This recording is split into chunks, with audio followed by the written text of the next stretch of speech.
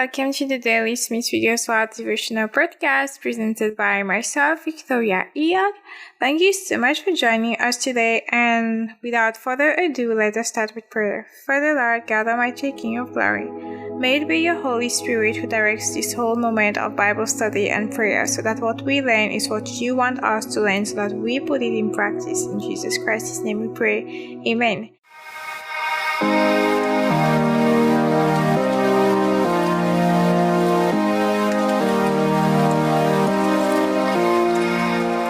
The title of today's teaching is Energized by the Spirit. Energized by the Spirit. And we are going to read Acts chapter 4 verse 31 and Ephesians chapter 3 14 to 21. So let us start with Acts chapter 4 verse 31 in the New King James Version. And when they had prayed, the place where they were assembled together was shaken, and they were all filled with the Holy Spirit, and they spoke the word of God with boldness. Ephesians chapter 3 verse 14 to 21. For this reason I bow my knees to the Father of our Lord Jesus Christ, from whom the whole family in heaven and earth is named, that he would grant you, according to the riches of his glory, to be strengthened with might through his Holy Spirit in the inner man, that Christ may dwell in your hearts through faith, that you, being rooted and grounded in love, may be able to comprehend with all the saints what is the width and length and depth and height, to know the love of Christ which passes knowledge, that you may be filled with all the fullness of God.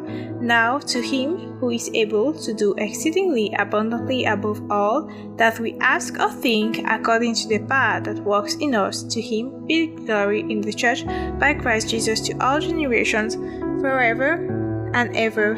Amen. This is the word of the Lord. Thanks be to God. So, Energized by the Spirit is the title of today's teaching. I have been filled. Plato. Strong's Concordance word 4130, which means full, furnished with the Holy Ghost, and as such I speak the word of God with boldness. 3954, the Strong's Concordance word Parousia, frankness, bluntness, publicly, with assurance, with confidence, plainly, freely, and openly. Okay, so the disciples were filled with the Holy Spirit, and they spoke the word of God with boldness. If you received the baptism in the Holy Spirit, you are now able to speak the word of God with boldness. You've received the power of the Holy Spirit. The Holy Spirit energizes us. We are energized by the Holy Spirit. Every Christian has to receive the baptism in the Holy Spirit. To be baptized, to be immersed, to be clothed with, to be endowed with the Holy Spirit. It's not sufficient to just have a touch or to feel something. You have to be filled completely. The Bible tells us we should not be filled with wine. We should not be drunk with wine, but we should be filled with the Holy Spirit. And this changes our lives. The Holy Spirit meets our needs. The Holy Spirit changes us. The Holy Spirit transforms us. And he wants us to live right with him. Whether we eat or drink or whatever we do, it must all be for the glory of God, as said in 1 Corinthians chapter 10, verse 31.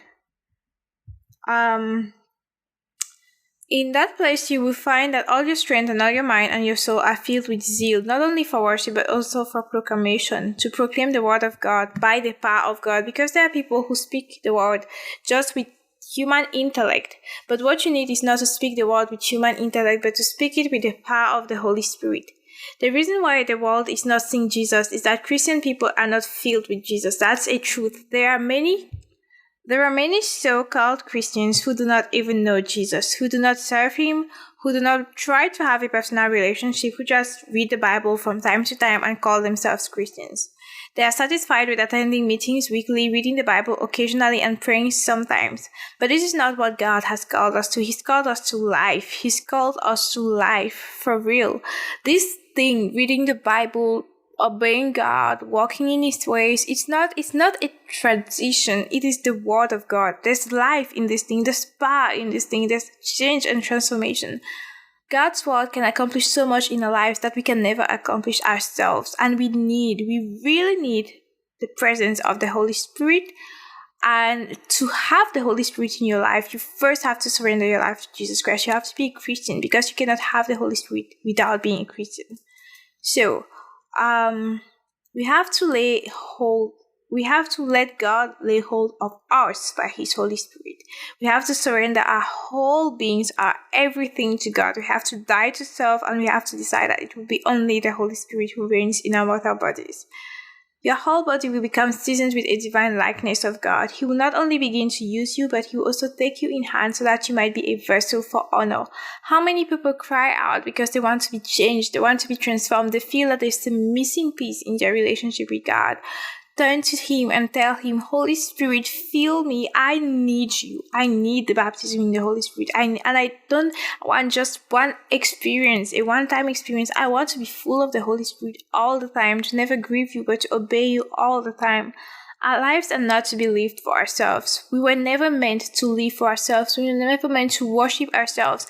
As Pastor John Gray says, a human being is not meant to bear the weight of worship. Only God can bear the weight and the substance of worship. Only God can be worshipped. We cannot worship ourselves. We cannot worship others. We were not created to obey and worship ourselves, but to obey and worship God. Only God.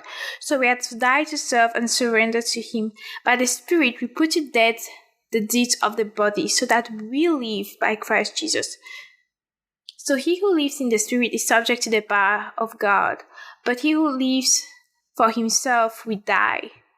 We should not live for ourselves, we should live for Jesus. The man who lives in the Spirit lives a life of freedom, full of energy, joy, blessing, service, a life that brings blessings to others. God wants us to see that we must live in the Spirit, in perfect and pure and holy and righteous communion with the Father. This is what He calls us to. So if you've been lacking joy, if you've been lacking peace, you've been lacking energy, you've been lacking fulfillment in your life, you've been feeling that something is missing, the Holy Spirit is the solution. Speak to Him right now. Tell Him, Holy Spirit, I need you. I definitely need to be filled with you, so fill me right now. And call on the name of the Lord. And you know the word of God, He says that whosoever shall call on the name of the Lord shall be saved. So here we go. Here's the quote for today. Jesus came to bring back to us what was forfeited in the garden. Jesus came to bring back to us what was forfeited in the garden. Let us pray. Father, Lord God Almighty, we thank you because your will is not for us to play Christianity. Your will is not for us to act like we think that perhaps we may be someday some type of Christians. Your will is that we surrender completely our lives to you, and that we live lives which glorify your name completely, Lord. Not partially, not openly towards people, but backwards, living a life of sin. This is not what you want for us. You do not want for us to live like in confusion, in sin, in pain, in failure. You want us to live in the victory that is in Christ Jesus. So we surrender our lives to you and we say, Holy Spirit, we want to be filled with you every day, not to be drunk with wine, not to go after the desires of the flesh, but to be filled with you daily. Holy Spirit, help us. In Jesus Christ's name we pray. Amen. So thank you so much for listening to us today. And if you have any questions, any testimonies or prayer requests, you can write to me on Facebook or Instagram under the name Dr. Victoria Eyog to let me know your prayer requests, your testimonies, your questions. And if you would like to appear in one of the podcasts, like a guest speaker, also contact me for that, please.